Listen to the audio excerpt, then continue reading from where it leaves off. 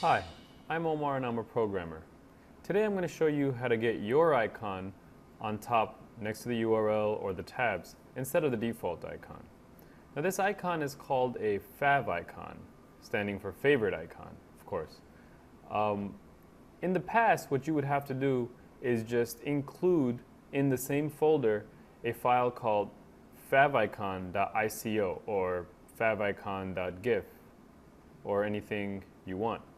But now this method is looked down upon. The new method you would want to use is to use a rel tag of HTML using a profile that has been given by the W3, which stands for the World Wide Web Consortium. It's just a list of standards. You don't really have to worry about it too much. So I'll give you the new code that you would use, and you can use any image for your icon. So let's go ahead and look at our HTML page. Now, as you can see, this is just a simple boilerplate HTML page.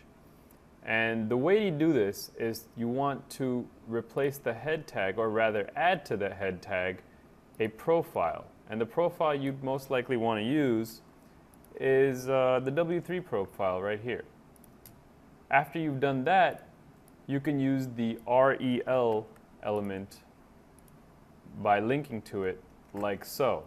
As you can see, my icon that I chose is just example.com/myicon.png. After you've done that, your icon will appear instead of the default icon on your tabs and your URL. I'm Omar and I hope you enjoyed my video.